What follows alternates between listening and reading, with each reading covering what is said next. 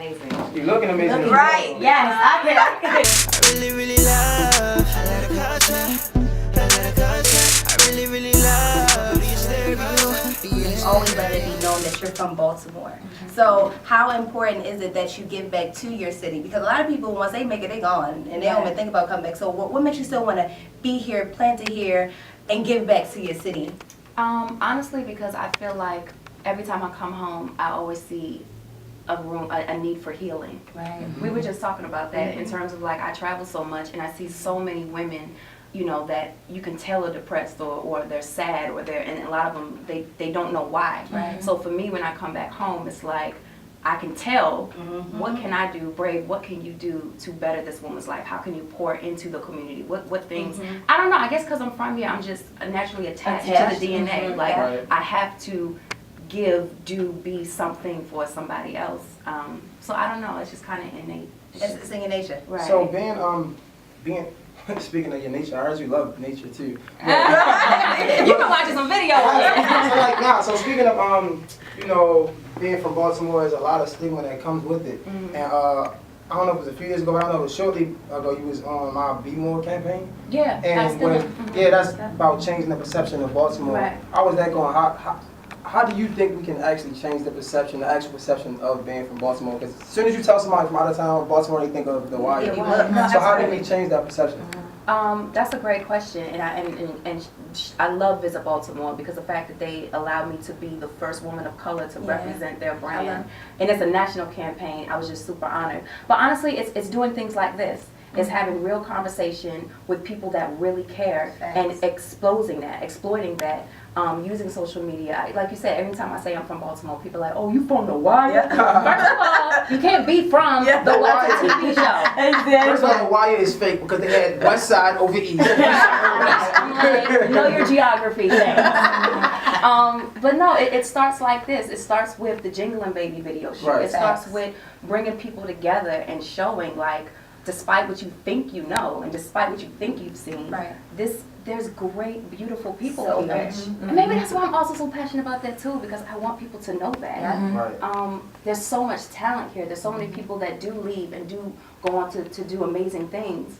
And I don't know, I just think it's important for us to always come together and just support one another and show it, expose it. That's a fact. Well, you and Damon, how did y'all work it out? How did y'all come up with this together? Well, honestly, like, shout out to Typewriter, to Yanni, Des, those are the producers and the writers. Like, it was honestly, we recorded the song in Philly, and we really just wanted it to be a party atmosphere, and we just wanted to have fun. Like, people, my whole thing is, I keep hearing the same thing. People are like, oh, when I meet you, it's always like, it's a party, you're so much fun. And I was like, I need to put that in my music, you know, like, so Jingling Baby definitely exemplifies that. I definitely got fun out of it. When I left, I knew the whole song. I know. That's awesome. That's awesome. That's how it's supposed to be. No, it's a fun record. I want people to feel good when they hear the music. Like, and I love that you invited out some people that's working, that you see up and coming young artists like ourselves, like working to be a part of your video. Like, that means a lot to just be still reaching back and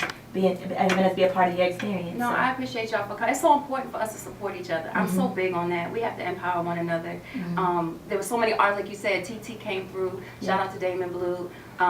It was just so many people, and the energy was just amazing in the room, and it was good to look out and see everybody from Baltimore like supporting. So it's a real party. Right? Yeah, it was. I was confused for a second. Like, wait a second. I was working out here. I was actually having fun. Is your hat from anybody, any designer, anything? I love it. I appreciate that. I'm actually doing a line right now, Brave Wear. So I have like some samples, some fitness things that I'm working on. Just inspirational, like, or just cool, like my hat, y'all had say, but my hat says vibing. So yeah, Brave vibes.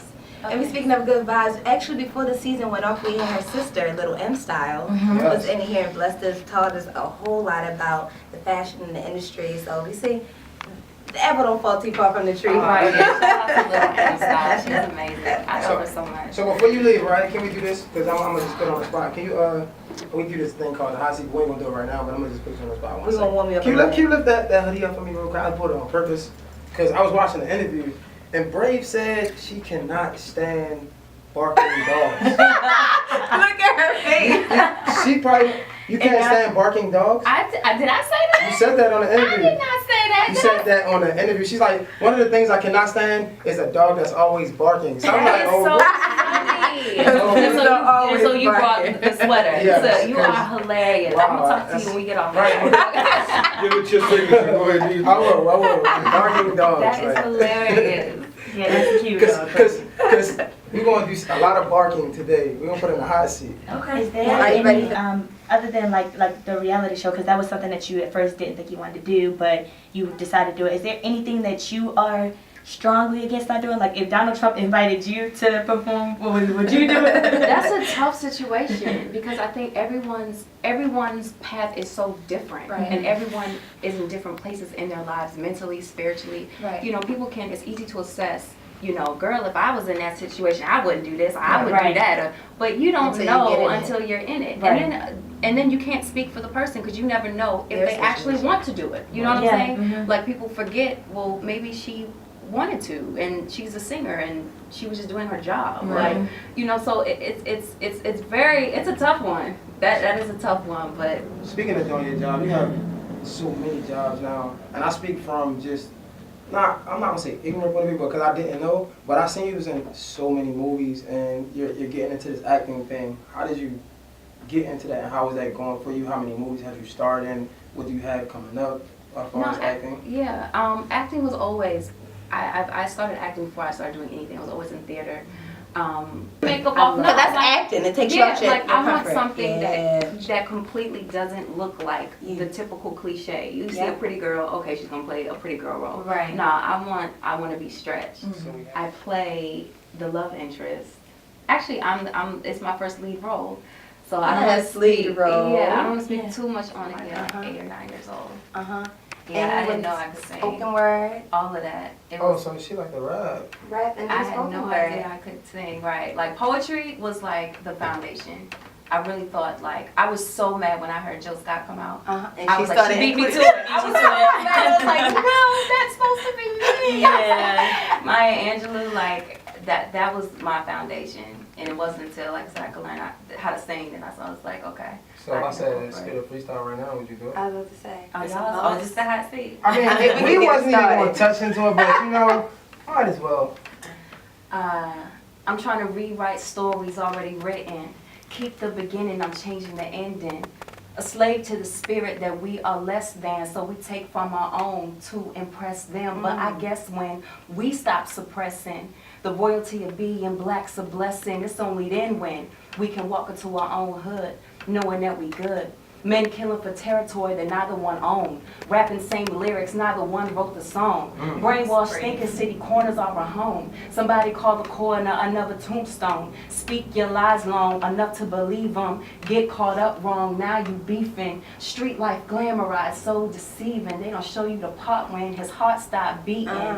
Body leaking, trouble breathing. Mother screaming, daughter grieving. Girlfriend weeping, another weekend. Community pleading for the peace, and policemen no longer policing. For black men practice target season. See, I'm gonna get Go off. I'm trying to get emotional. Whether you was in a girl group, rich girls, a lot of people may know, may not know.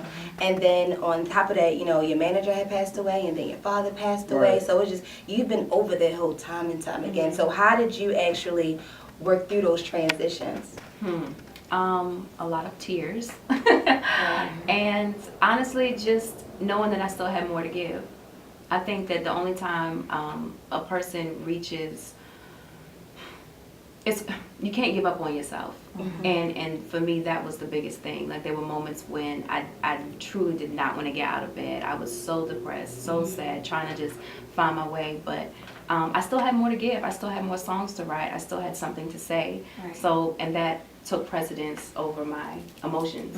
So eventually I got my head back in the game and was like, okay, now it's time to share what is still left, because there's a lot more that still hasn't been tapped into.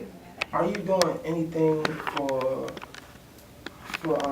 just being against bullying? Because you were bullied. You actually got stabbed.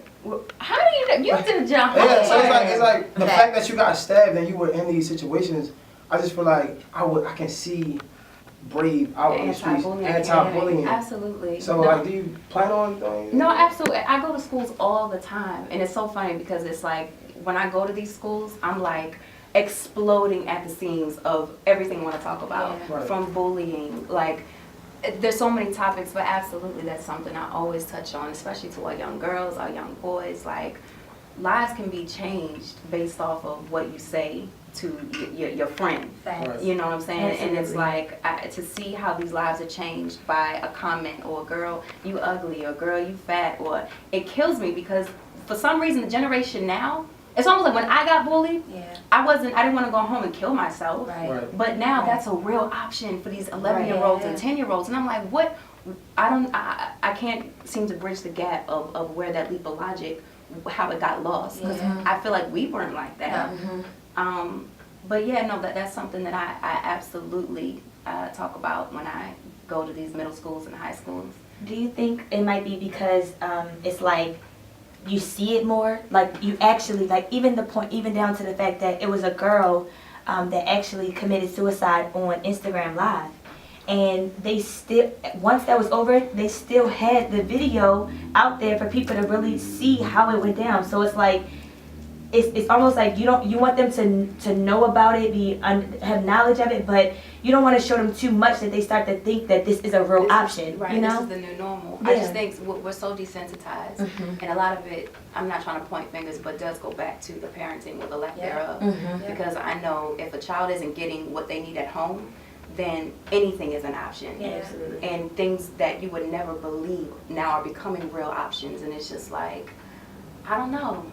Jesus saves. Amen. And speaking of parenting, you are the one out of 16. 16. So 16 kids. your growing up wasn't exactly like typical as if, you know, mine would be, or anyone who had 2 or 3. You actually had a lot of other siblings, and your dad was a lot older. So how did you see that, like, when you were younger and, you know, experiencing it growing up? Like, how was that for you? I mean, honestly, that was partially why I always got bullied also, because my dad was so old. So they're like, oh, you and your granddad, like they would always talk about my dad being the grandfather, and Kids are so cruel, mean, right? Yeah. But I think thanks to him, and because he was so much older, he poured so much into me that my maturity level was like through the roof. And I could never understand, like, why do I always have conversations with older people in high school, or not even in my school, or why am I not connecting with the other 13-year-old girl, but I want to talk to her older cousin? It's like, oh, right, because my dad, right. So I definitely think that it helped. A lot of people say we lack the support as other cities. How do you feel about, you think the city supports you? Do you think you get that support from your city? I really do. I absolutely, for me, whenever I come home, it's always love. And it's not just like the physical love, but I see it, I hear it. I'm being invited into, I'm being listened to. They're wanting to play the music. They're wanting to know what's happening. I just want to say thank you for coming on today. You were amazing. You sound just like you look, like I always tell you. You sound as good as you look. Thank you for supporting us. We always want to support you. I appreciate it. And then just in case the people didn't hear, tell them where they can find you. You said you got to sing on iTunes and also your Instagrams and everything like that. Yes, please support, follow at Be More Brave. Facebook is Be More Brave, Twitter's Be More Brave. Jinglin' Baby is on my SoundCloud, just / Brave Williams, and look out for the other single, You Tried It. I really love I really love you.